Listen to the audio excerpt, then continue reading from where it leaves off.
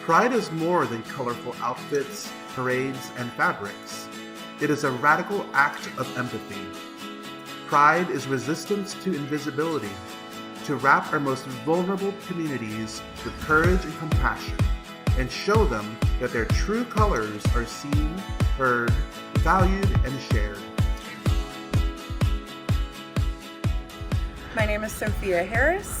My pronouns are she, they, and I live here in Louisville, where I am a organizer, activist, writer with Queer Kentucky, and I work for the Veil Project. I also am working with the Louisville Tenants Union actively to support the Historically Black Neighborhood Association. It's important to celebrate pride and celebrate our pride, but it's also important to fight for what's right within our own community. There's a lot of racism and discrimination in the queer community. Pride was started by BIPOC transgender individuals fighting for their lives.